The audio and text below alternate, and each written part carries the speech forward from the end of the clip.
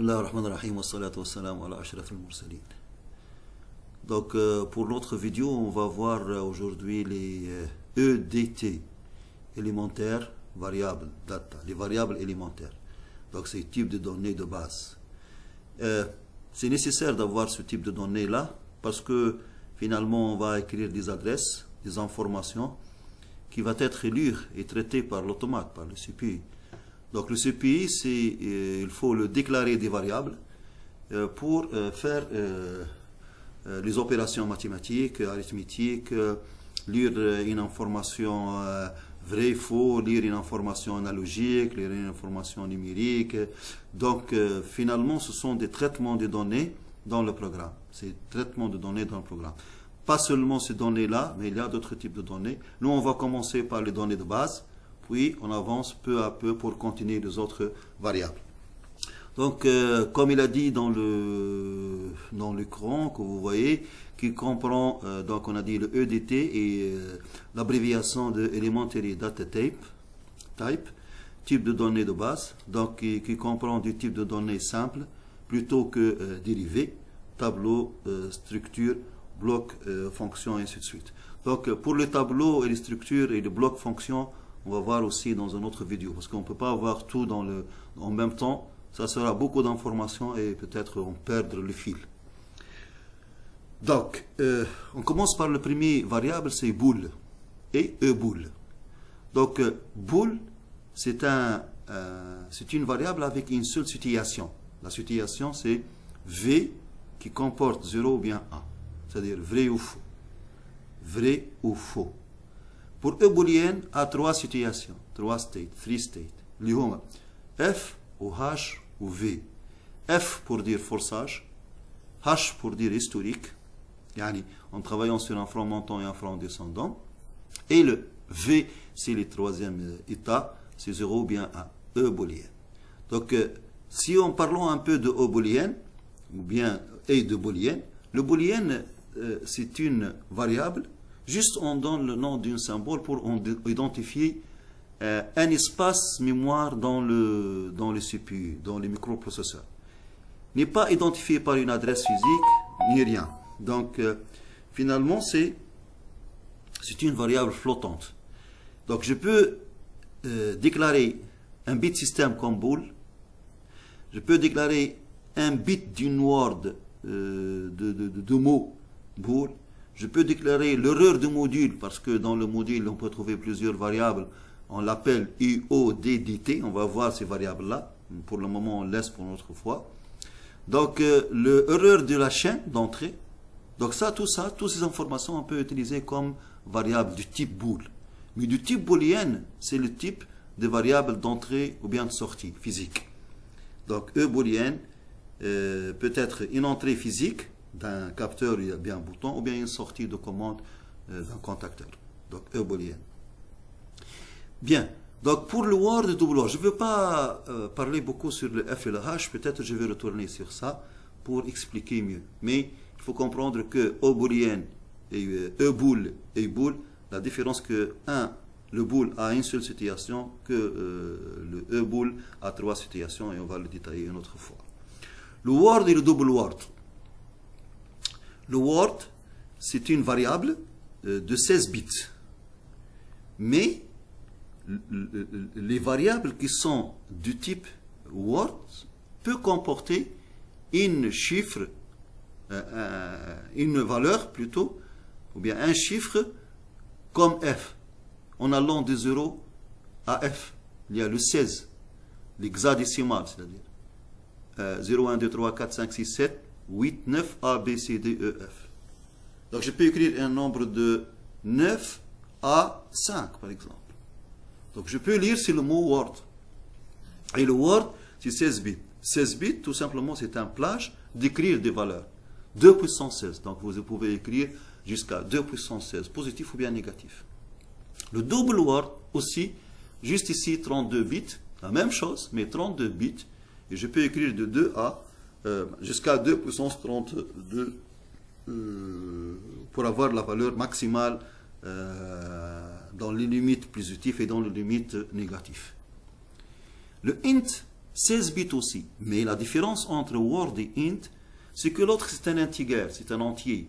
Donc vous n'allez pas trouver l'hexadécimal, le A, B, C, D, E, F. Non, vous allez trouver le 16, le 3, le 4, le 10, le 11, le 12, le 1000, le 2000, le 4000, le 10 000. Donc vous allez trouver tous les nombres entiers. Mais tout le nombre entier, bien sûr, limité par la capacité du système. Parce que finalement, la capacité limite supérieure et limite inférieure, un négatif et positif, c'est 2 puissance 16. Le double int, c'est 2 puissance 32, mais c'est la même chose. Mais juste, j'ai augmenté la plage. J'ai augmenté encore la plage. Le uint, c'est unsigned. Unsigned, c'est-à-dire que c'est un nombre positif. Et l'entier est positif, ce n'est pas un entier négatif. Donc, le int double le u double int, c'est un nombre double, mais aussi c'est positif, c'est pas négatif. Donc, les valeurs positives et les valeurs négatives positives. Voilà. Pour le réel, c'est une valeur réelle, c'est pas un entier finalement. Et je peux pas mettre si je veux faire un calcul réel, donc je dois avoir les valeurs réelles. Ce qui différencie entre le réel et l'entier, c'est qu'on écrit sur le réel, on écrit de la manière 5.0 par exemple. Je donne un exemple ici. Ok, c'est 5.0, ça veut dire que c'est une valeur réelle, c'est pas un entier.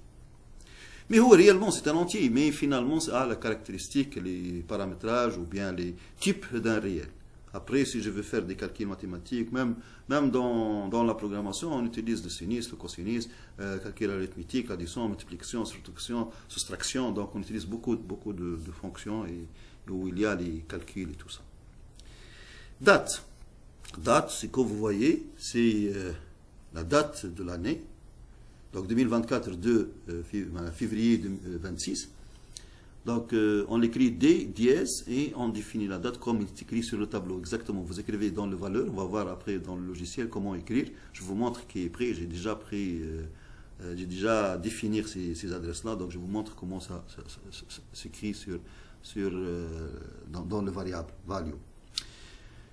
Donc ici, on a dit la date, puis vous avez le TOD. TOD, c'est-à-dire time of day, c'est-à-dire l'heure de jour. L'heure de jour. Voilà, par exemple, je vais choisir 12 heures, voilà, midi, 05 minutes, 5 secondes.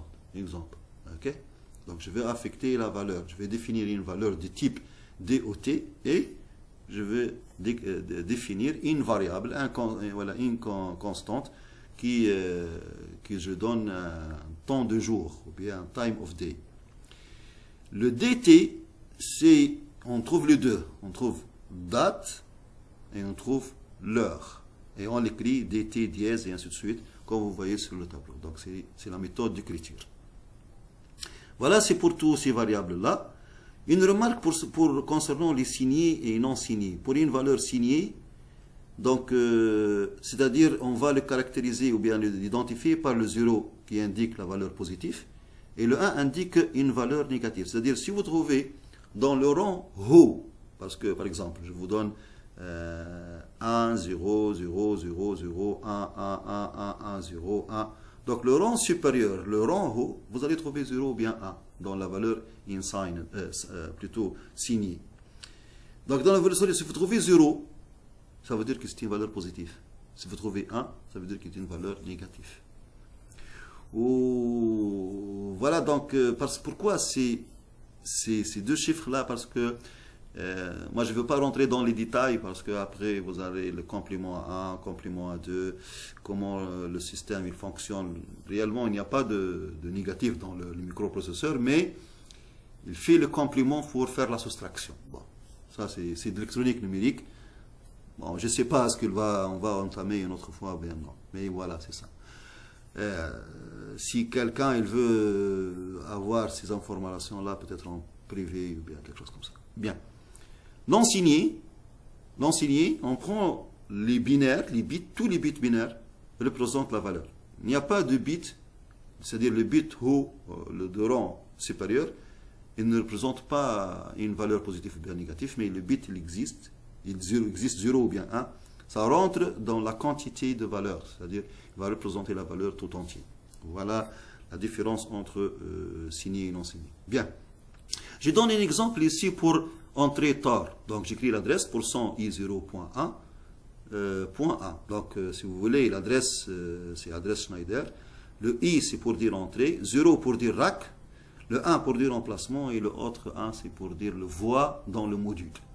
Le numéro de voie dans le module. Ou bien l'adresse dans le module. Normalement, ici 1. Donc, le borné, c'est 2. Voilà. Une entrée analogique, on écrit IW. Et dans ce cas, pourquoi j'écris ces exemples-là? Pour vous montrer l'objet et la forme. C'est-à-dire ici, on a un objet I, mais la forme, c'est int. Donc 16 bits Word, 16 bits int. Donc je prends une information entière. Donc je déclare int. Après, vous avez entrée numérique. Donc la forme double int, dint. Donc c'est plus grand, parce que l'encodeur absolu ou bien relatif va donner des impulsions qui vont être relire sur une entrée double. Ce sont ici des exemples pour vous montrer pourquoi les variables et pourquoi on utilise et dans quoi on utilise pour définir des objets, pour définir finalement nos adresses. Le Q, donc, je veux retourner pour le I ici, on peut écrire % IX 0.1.1. Le X, c'est pas obligatoire, c'est-à-dire c'est facultatif. Donc, tu peux mettre comme tu peux pas mettre. Donc, on le met pas généralement. Donc, mais le X, ça représente bool. Le W, ça représente le Word ou bien ça représente le int.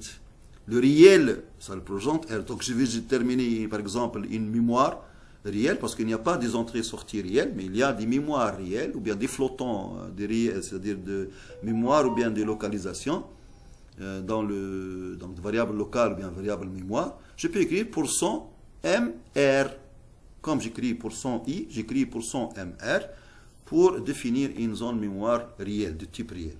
Voilà. Et je donne bien sûr %MR, je donne la zone, le numéro de zone 5, 6, 10, 20, 30, 100, 1000, 8000, je sais pas combien, suivant, c'est-à-dire la capacité de mémoire du microprocesseur, tu peux définir une adresse pour réserver cette adresse-là pour une information qui peut l'utiliser après. Donc, réel.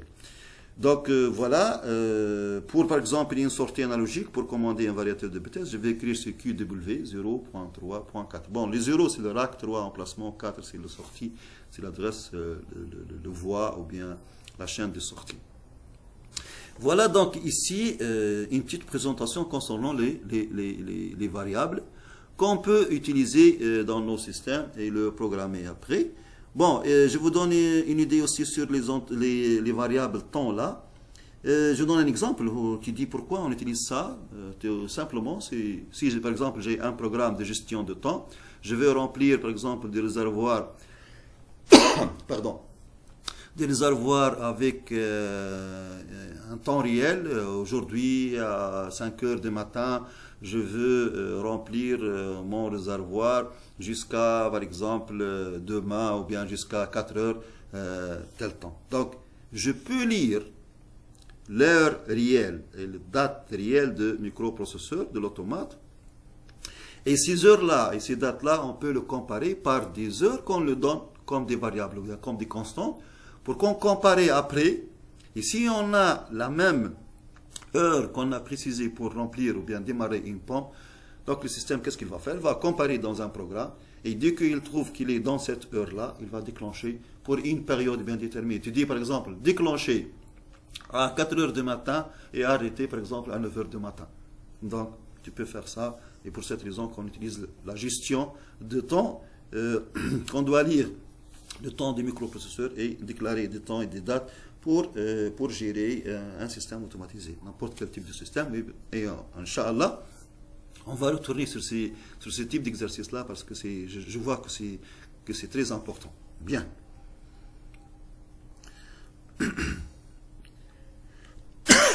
Pardon. Donc, j'ouvre maintenant l'Unity Pro. Je vous montre comment j'ai déclaré, par exemple, année, heure. J'écris, je donne un type d'été et j'écris le temps que je veux. Donc, j'écris la date et j'écris l'heure, minute, seconde.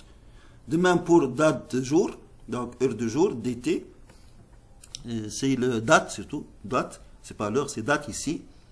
Kif kif, je donne le 26/2/2024, je peux changer, comme je peux laisser, comme vous voulez. Et j'écris de la même manière, j'écris l'année puis le mois, puis le jour. Okay? Et ici, il y a une heure, donc la déclaration de variable d'une heure par jour. Donc le time of day. Okay? Donc voilà la définition de nos variables ici. Donc voilà donc un exemple des variables de temps qu'on peut le gérer, comme j'ai dit, dans un système automatisé. Bon, je vois que ça suffit jusqu'à ce point-là. Je ne veux pas donner beaucoup d'informations, mais c'est sûr. Pourquoi? Parce que au fur et à mesure, quand on va faire des exercices, on va retourner sur tout ça. Donc on va le répéter une fois, on va le faire une fois, on va le définir une fois, on va le rappeler une fois. Donc, merci à votre attention et bientôt. Et fi hifdillah. Salam alaikum wa rahmatullahi wa barakatuh.